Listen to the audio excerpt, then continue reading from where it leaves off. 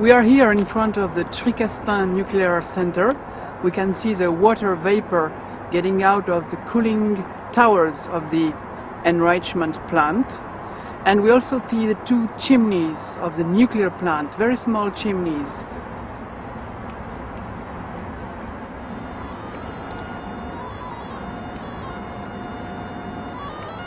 So we are measuring the level of gamma radiation here. We can see that it's a little bit below 200 counts per second, which is already abnormal. But if I move my body is no more stopping the gamma radiation coming from those drums containing uranium, and the level of radiation is increasing. It's about 270 counts per second. So our bodies are stopping a little bit those radiation, which means that the energy they send in the air is creating damage in our body. If we go closer, those drums are containing uranium and they are sending gamma radiation into the air around, closer to the gamma emitting source. So now we have more than 300 counts per second. This level of radiation is about 4 times above natural value in this area, which is 70 or 60 counts per second. So the people who live around here receive gamma radiation from the radioactive material which is stored on this site.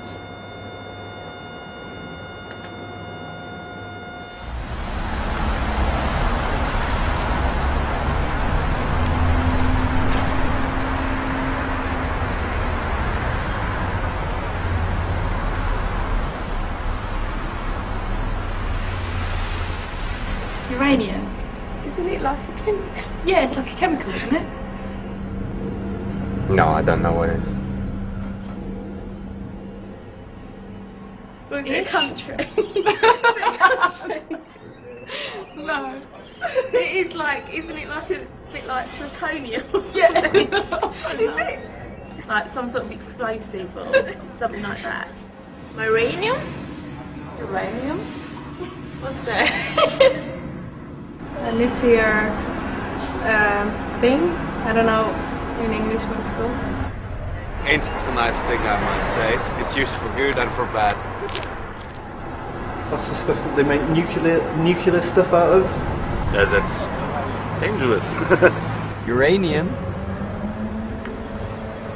How you mean?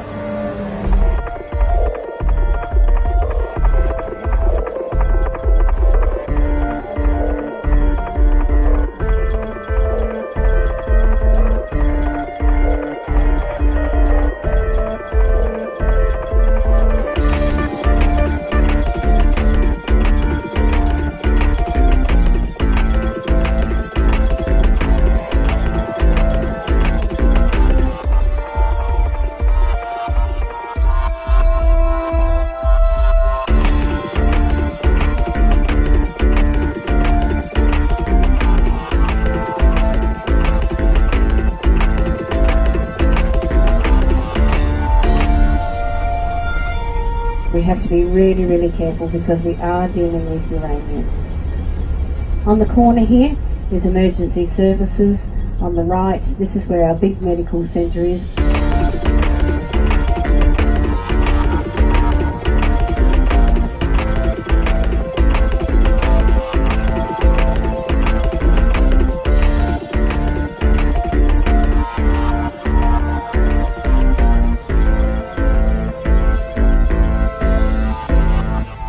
See the drums of uranium just in there in that sea container. We pour that black powder into those drums. They're 44-gallon drums or 205-litre drums, and we strap each one into those sea containers individually. We put 48 in a sea container, we seal it, we put these stickers on the outside, and it's ready to go down to Adelaide.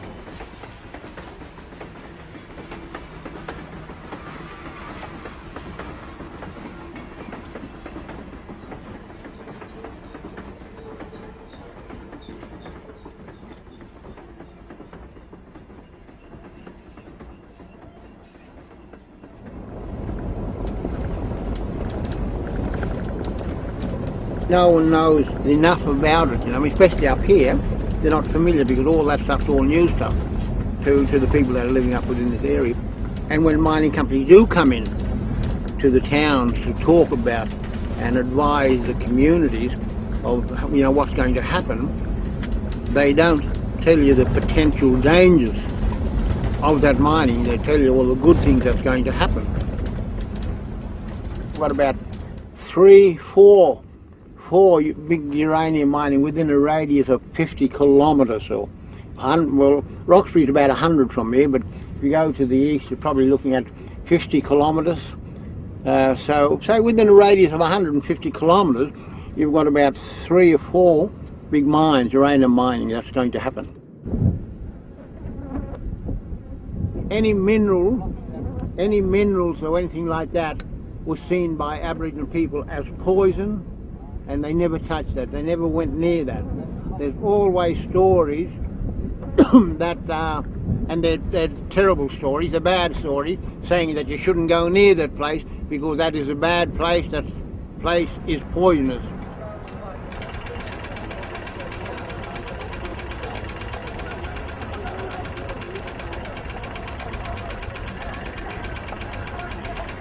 Australia is one of the world's major suppliers of uranium. Australia is very prospective for uranium and we have pretty good prospects for increasing the number of mines. Australia exports about 10,000 tonnes of uranium a year. In 2006-2007 the export value of that was about $586 million. It's forecast to grow to $972 million in this financial year and to about $1.3 billion a year by 2011-2012.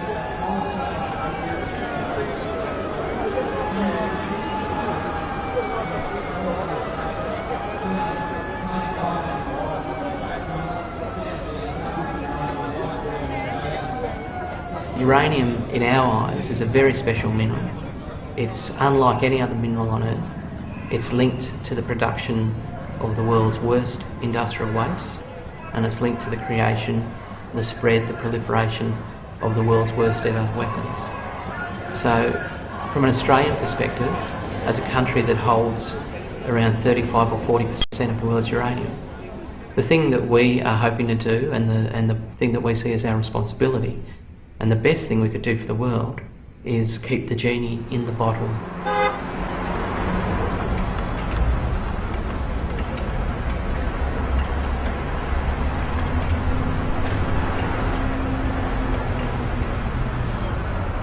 The Australian Bureau of Agriculture and Resource Economics has identified 15 to 20 uranium prospects which could potentially become mines in the next 10 or 15 years.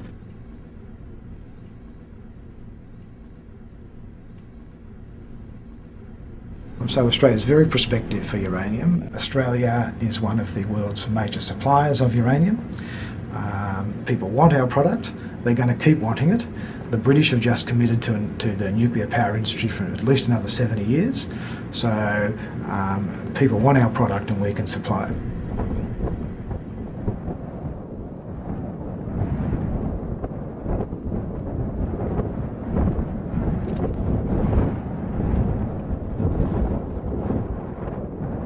And what we're looking for here is bush onion. And bush onion will grow in this soft area like that. Like this here is pretty soft ground, see? So you would know in an area, if you're looking for bush onion, you would look in an area like this. And if it's a bit hard, sometimes you'll find a bit clayey. But you have a rock and you beat that ground. See? In the nuclear industry, the first step is uranium mining. The companies have to get uranium ore from the soil and to put it at the surface. This is uranium mining. Then this uranium ore has to be crushed and the uranium element has to be get out of the ore. It is called an uranium mill. And you push the dirt away, and then this is how you find bush onions. Can you see those two little bush onions there? So that's what you're digging for. This will produce yellow cake, which is uranium concentrate. It will then go to a conversion plant to change this uranium into a gas, UF6. Here's another one, there's a big one, see? So that's what you call bush onion. Bush onion, see? Bush onions we call yalka. So then you have a plant that will use this gas, UF6, to convert it again into uranium metal and prepare the powder, and which will be compressed and heated to make the small pellets and to prepare the fuel, the rod. But what you do is you peel it like that, see? You can cook them in the ashes. After this fuel fabrication, the fuel will go to the nuclear plant and you will have there the nuclear reactions, and this fuel will become highly radioactive. It's called spent fuel. And you always, the important thing is, with the same as everything else, the old people say to you, if you dig that out, you've got to cover it back in again, fill it back in again, see? Fill it back in, so the rest of the bush onion in there will be there. So then you have management of the waste, spent fuel, other kind of low-level waste, and all the industry of how to manage those radioactive waste. Obviously, the link between all those steps is transportation, by train, by truck, by plane. I say this in my Aravana language. Yalka Miki Chalpa Ngurku. What I'm saying there, this bush onion is very good food. The Western society, it's about now rather than the long term. It's what we can do now, what we can hoard up now, what treasures and wealth we can hoard up. I think the people from the Western world don't realise that and don't understand that by doing what they're doing to the lands, polluting and damaging that land, they're actually doing that to themselves in the long term. Yeah? What I'm saying is, this is my grandmother's country, and my great-grandmother's country, and my mother's country. I was born here, grew up here, lived here all my life, never left it, been all my life. Now it's like the back of my hand. Yeah. God's own country. Woo!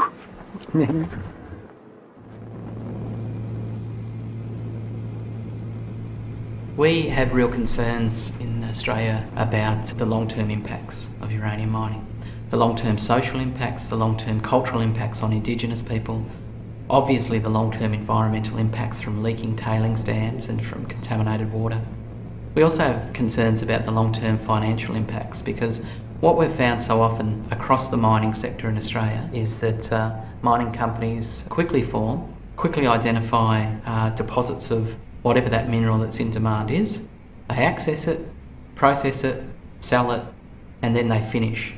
And what we have is a funny situation. We have a legal requirement and a legal recognition in some of the authorities and guidelines and regulations about uranium mining that says the mining company has a responsibility for 10,000 years to isolate and contain radioactive tailings at mines. The mining industry says it'll all be okay, it'll all be good, trust us, it'll be clean and safe, we'll all get jobs, we'll all get rich. And then we look at the reality of the mining industry. We look at a reality of leaks and spills. We look at a reality of secrecy and denial. We see a reality of underperformance and cover-up. We see a reality of a lack of responsibility and of company after company walking away from their long-term responsibilities. So it's one thing, the words are one thing, the actions are another. And the actions also have to be measured over the length of the threat. And the threat is thousands of years at least. It all began the year that I was born, back in 1955. They started processing uranium from a radium hill. The site operated from about 1955 to 1960. And then it went into receivership, and then they started processing mineral sands. and that was operating till about 1962. The company then parted ways with Port Pirie but left the site as it was, so it was unfenced, and there were 6 tailings dams left there. And so the local children used to play and swim in those tailings dams with the radioactive waste. And then in the 1970s, a local group of the Friends of the Earth was formed, and they campaigned very heavily to have the site fenced and to have radioactive signs put up.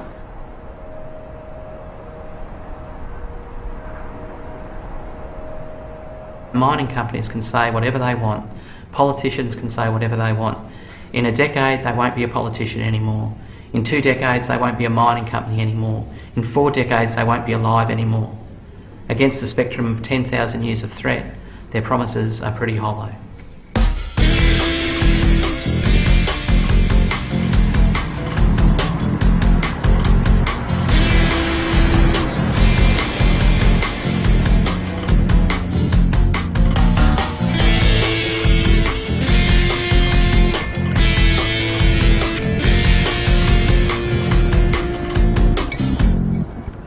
I really did like it there, you know, like living in Kakadu National Park, virtually. So, you know, I liked it. I liked the fishing, I liked my kids, you know, it was good school, and yeah, just come home. Mainly because of family, really, because it's a long way away. Yeah. About 18 months after I come home, I started forgetting things and, you know, leaving things everywhere and getting run down, so I went and seen the doctor and had some blood tests, and I've got hairy cell leukemia, which I've, you know, had to have chemo, and had my spleen out, and luckily enough I'm still here today. So yeah, but not so lucky for my boss that I work for. He died, and his brother died. I mean, these are, and one of the plant operators died, and these are just the 2 brothers that I work with. They were younger than I was, and I was just surprised to hear that, you know, they died from a cancer. There were protesters there protesting against it, but, you know, because I was young and naive, I didn't think anything of it. It was just a job. You know, if you were getting half as much money, or $800 a week, you'd be thinking, oh, you know, maybe I should be joining, maybe I should be doing this, you know, maybe I shouldn't be, you know, exposing myself to some health risks. But when you're being paid probably 3 or 4 times as much as that, well, you think, oh, okay, it'll be alright for a little while, and then I'll give it up. I'll go and do something else.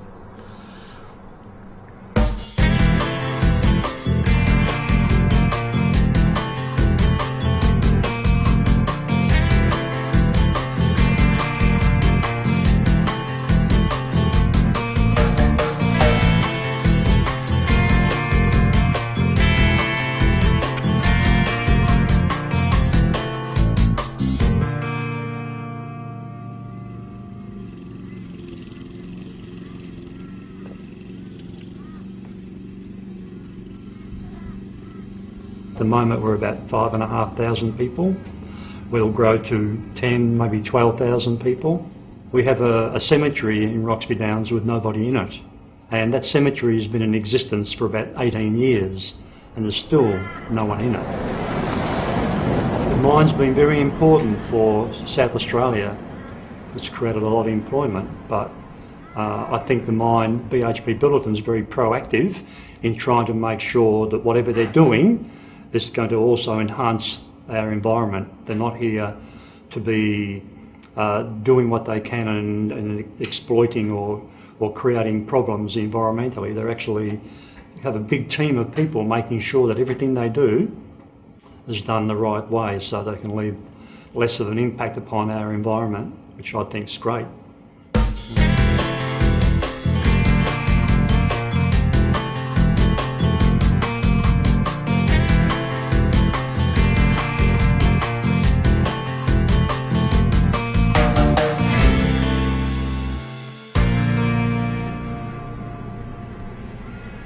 I don't work for BHP Billiton. I work for local government, as I said, but I do know that BHP Billiton are fanatical almost on safety.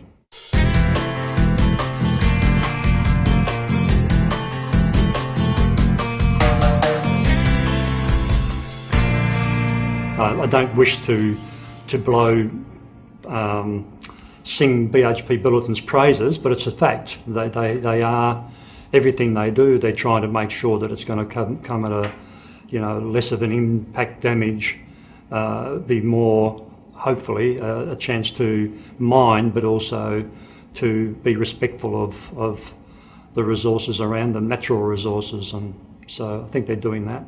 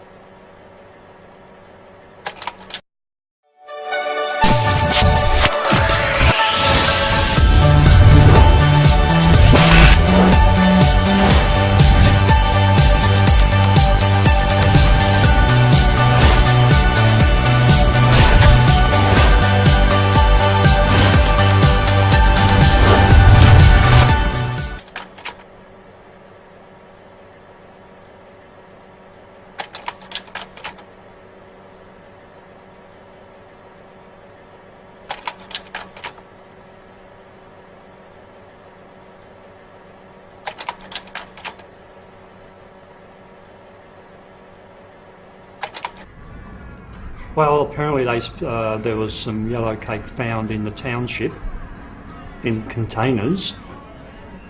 But I'd know nothing about that. That's only what I heard, so I really couldn't comment on that, because if that happened, that's absolutely, BHP Billiton would be absolutely, screaming with shock and I don't know. I've never heard that. I can't say I've heard it. I've heard it on a grapevine, but not factual, so I wouldn't know. But yeah, I find it hard to believe. But again, I don't work for BHP Billiton, and I've got no reason to defend them. But I do know, as I said before, the safety procedures are extremely important to them. And if that ever did happen, there would be serious ramifications without doubt. Yeah, but I don't know. It's only been a grapevine thing. I couldn't say that's a fact.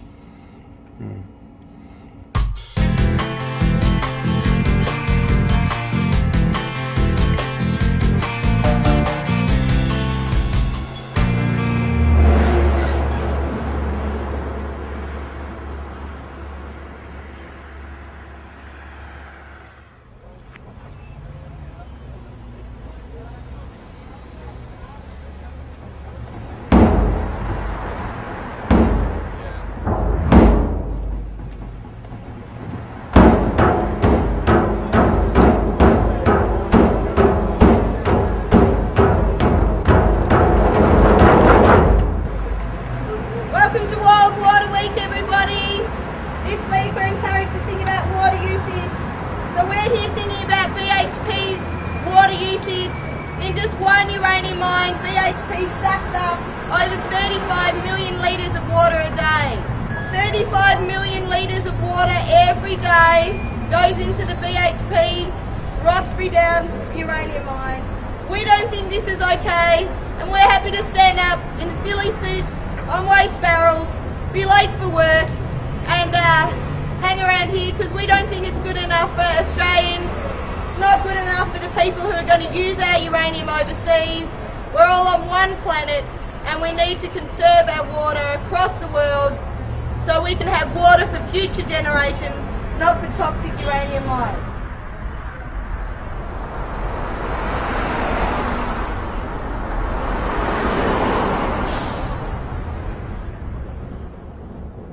This is the lifeline to the mine, 6 metres down below us.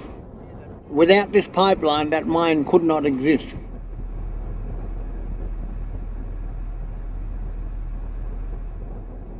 And that's coming from the Great Artesian Basin.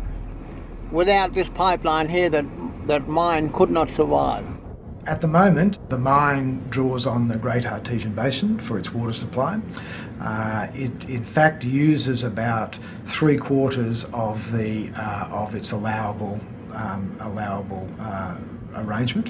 It doesn't draw all that it has to do, and what the studies of that show and what the regulation of that shows is that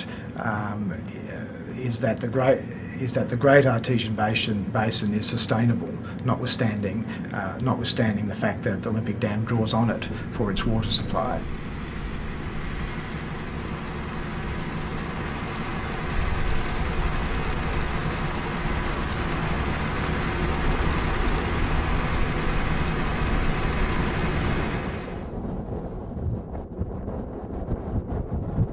The only thing about that is that it's the mining company themselves who do the monitoring and collect all the data.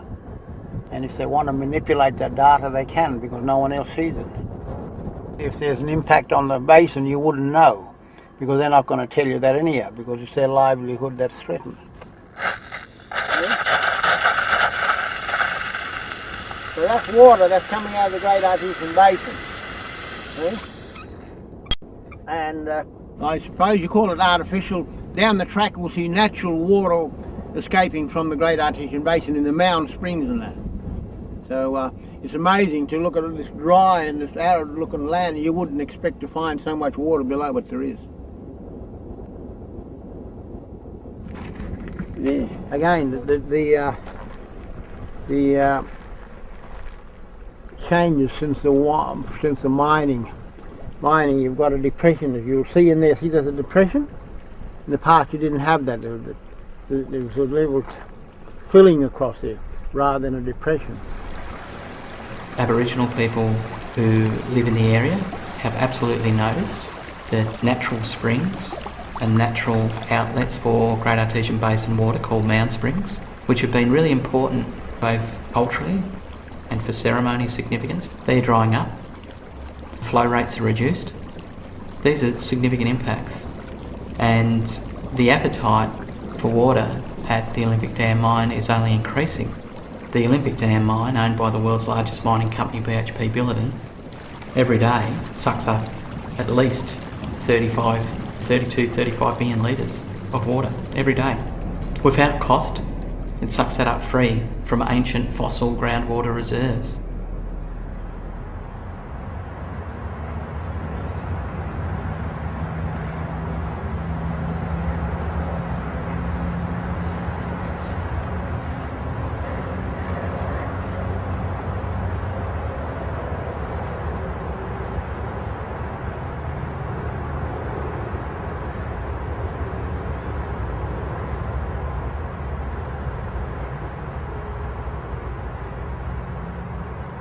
If you get this uranium and you bring it at the surface, the companies will make a sort of selection.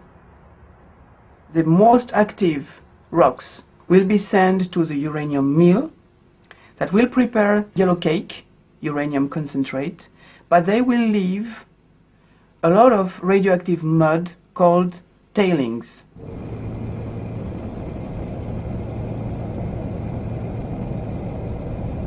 Remember that tailings are a problem with, tailings are an issue with all mines. So you have to manage tailings with all mines, and you have to manage tailings with uranium mines as well. And the two ways of doing that are either to build what are called tailings dams, which at the end of the life of the mine are capped with ore and made safe, or secondly, to put the tailings back into the mine and cover them over.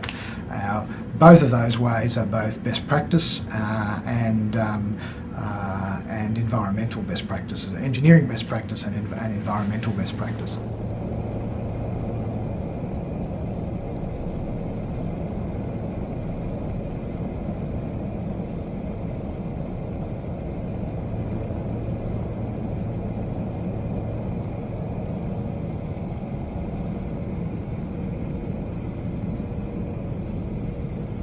They have the composition of powder.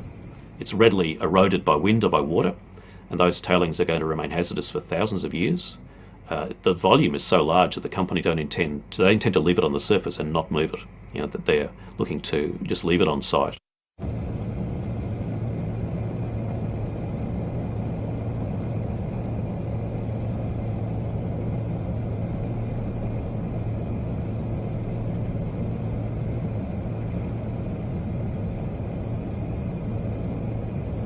Some people say that tailings are benign or neutral and that they're not a problem.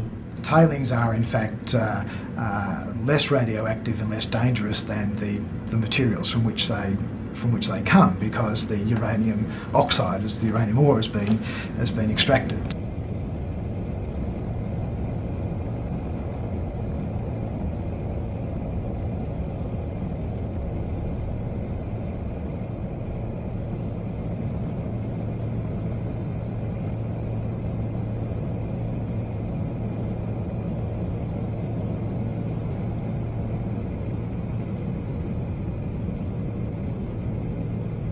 The absolute reality of tailings is that they contain 75 to 80% of the original radioactivity of the ore body.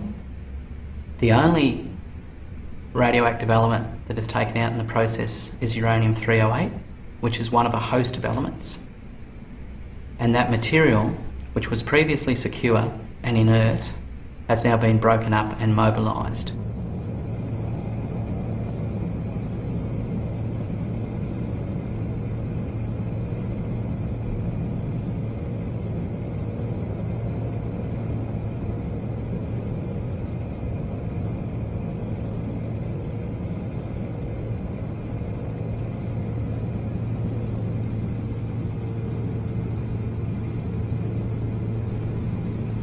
Tailings are a profoundly serious environmental management problem.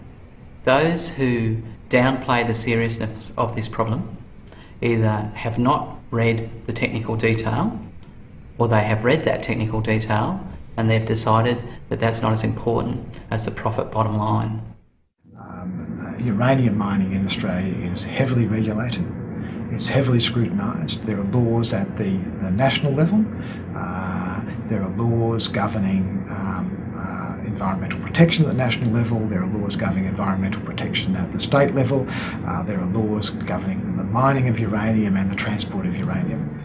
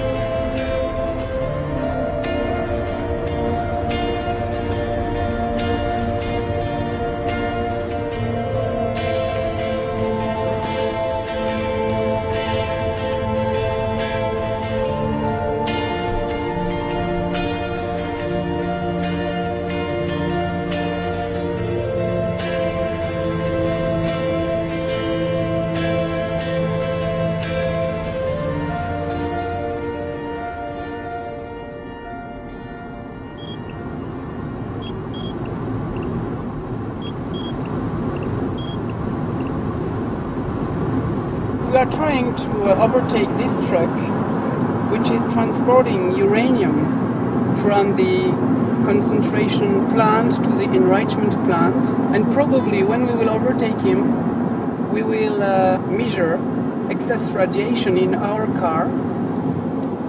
So at the moment the level of radiation is normal, about 60 counts per second, but when we will overtake the truck, we might measure an excess of radiation.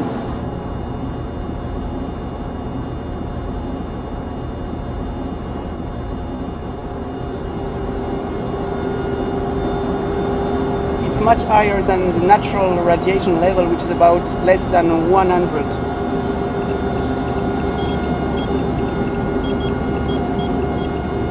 So at the moment we measure 1,600 counts per second, which is very high compared to natural radiation, which is below 100. And you will see that the level of radiation will decrease because we are getting away from the radioactive truck. So now we don't measure any excess radiation from this truck. In France, we had approximately 200 uranium mines. Today they are all closed, but the contamination is still there. So we checked, I would say, approximately 20 of those uranium mines in France, and we discovered the same problems everywhere.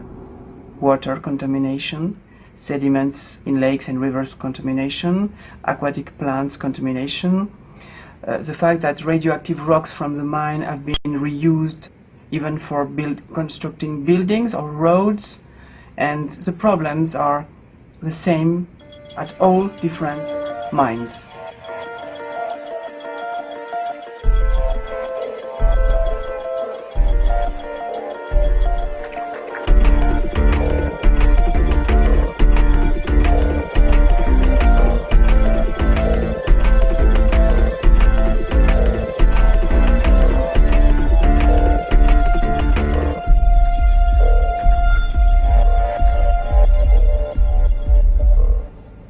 CURAD means Commission for Research and Independent Information about Radiation.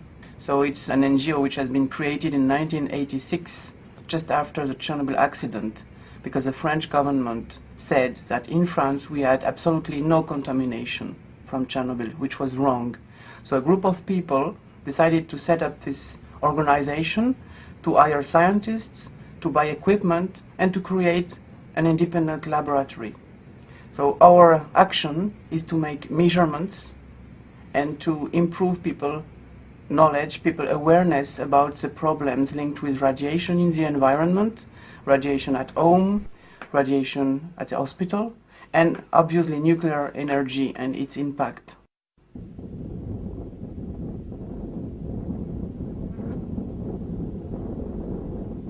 You know, those radiations, alpha, beta, gamma, they carry a lot of energy. For example, a typical gamma radiation will have an energy of, for example, 1 million electron volts, while the visible light from the sun has an energy of 1 or 2 or 3 electron volts. So those radiations, ionizing radiations, they carry a lot of energy. You know that if you spend too much time exposed to solar rays, you can get skin cancer. So you can imagine that if you receive those alpha, beta, gamma radiation, which are much more powerful, they can create breaks in our DNA and increase the risk of cancer.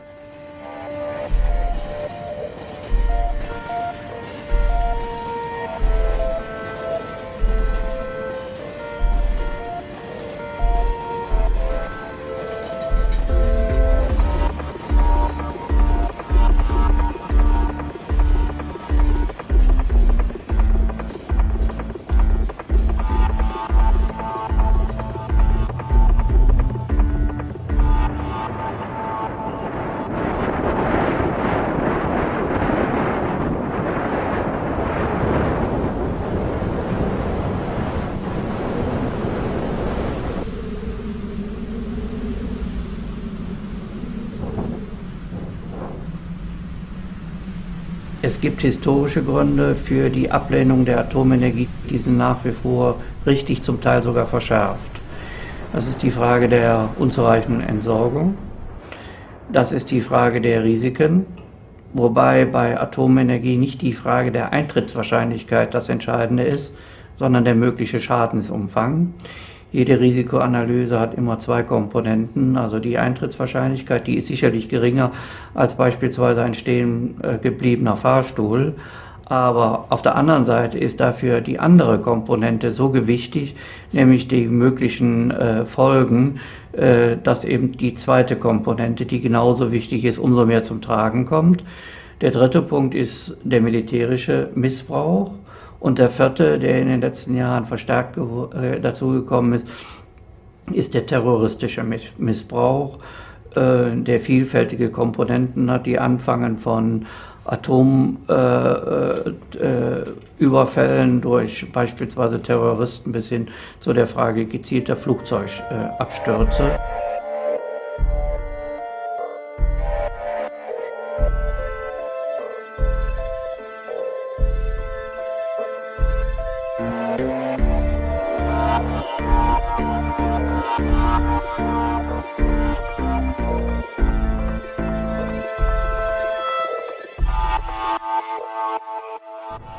Sagen wir, die Atomenergie ist für meine Begriffe nicht das, was es sein soll. Sie bringt uns viel Unheil. Letztendlich ist ja doch immer der Mensch dabei, der das praktisch entscheiden muss, Knöpfe drückt. Also ich finde schon, dass das absolut sicher ist. Ich habe mir auch mal eins angeschaut mit der Schule. Ich finde das schon, also es ist okay. Gründe für Atomenergie? Kann ich Ihnen ja keine sagen. Der Bau von Atomkraftwerken ist im hohen Maß subventioniert worden in Deutschland. Und nach etwa 15, 16 Jahren nach unserer Einschätzung ist ein Atomkraftwerk, vielleicht nach 18, aber das ist die höchste Frist, die ich kenne, ist ein Atomkraftwerk abgeschrieben. Und danach verdient man verdammt viel Geld mit dem Atomkraftwerk. Und insofern ist das eigentliche Interesse nicht der Neubau, sondern alte Anlagen, solange es geht, zu nutzen. Gründe.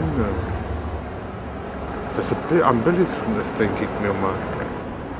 Ja, es gibt Studien, die das berechnen. Diese Studien existieren und sagen, dass es ca. 1 Million Euro pro Tag sind, die ein Betreiber durch das Weiterlaufen der Atomkraftwerke hier gewinnt. Und die Energieversorger können sehr teuren Strom zurzeit verkaufen, weil an der Leipziger Börse der Strompreis sehr viel höher ist. Und das wird aber den Verbrauchern in Rechnung gestellt, sodass ein Atomkraftwerk schon wirklich eine sehr preisgünstige Variante für den jetzigen Energieversorger ist. Viele Verbraucher interessiert das gar nicht. Also ob sie jetzt erneuerbare Energie nutzen oder ob sie Atomenergie nutzen. Der Verbraucher merkt ja nicht, was er aus der Steckdosen rauskriegt. Ich finde es gut, weil es ist billiger Strom. Ja, das ist am billigsten ist. Zurzeit.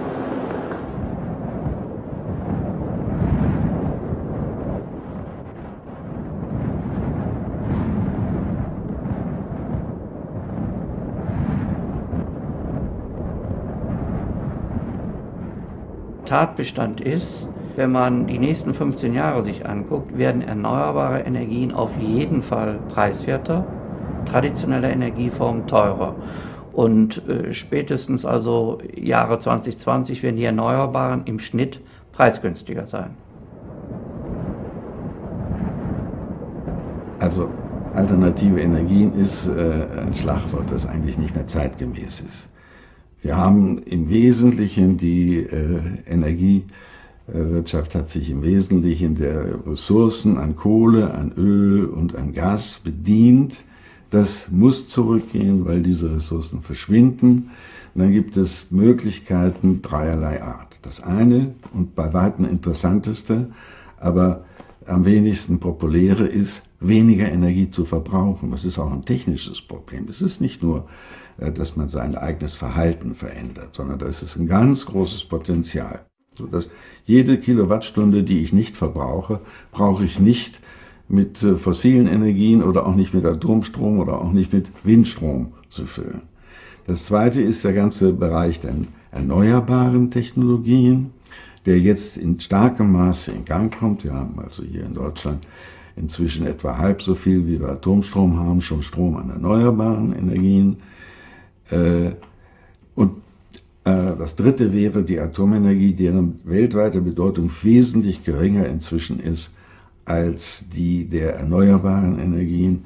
Das heißt hier, das Schlagwort alternative Energien führt in die Irre, weil das zeigt so an, ja, das ist etwas, was vielleicht irgendwie funktionieren könnte. Nein, das kommt im großen Stil.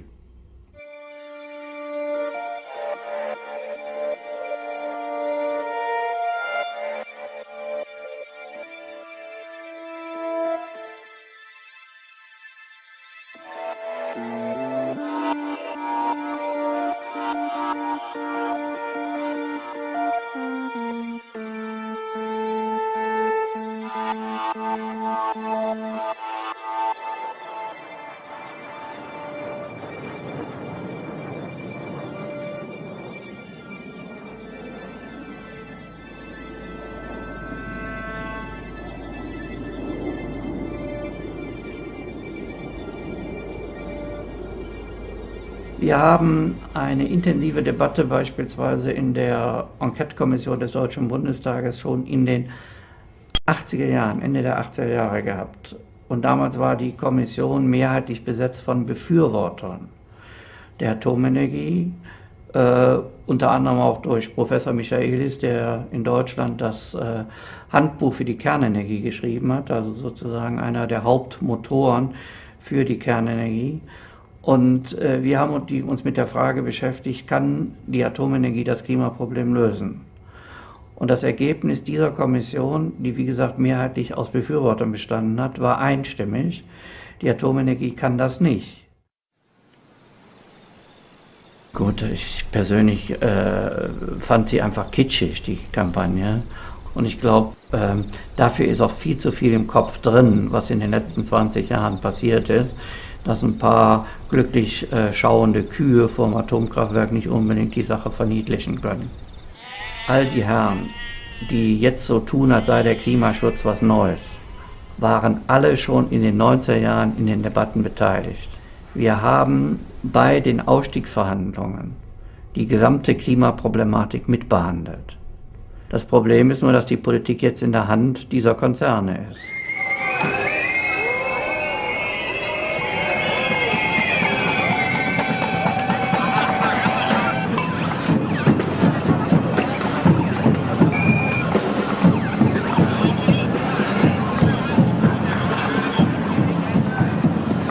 Politik reagiert vor allen Dingen, insbesondere in Demokratien, Gott sei Dank haben wir einen, auf das, was Wahlen betrifft. Und wenn die Menschen sich wehren gegen die Atomenergie, weil hier das Atomkraftwerk daneben ist, dann fängt die Politik an, sich daran zu orientieren. Das war in Deutschland der Fall. Das hat dazu geführt, dass in der rot-grünen Koalition der Atomausstieg sich durchgesetzt werden konnte, von dem nicht sicher ist, dass er wirklich dann funktioniert. Aber wenn die Menschen hier in diesem Lande überhaupt nicht spüren, was an Umweltschädigungen im australischen Busch passiert, dann gibt es auch keine Rückwirkung auf die Politik. So ist die Welt gestrickt.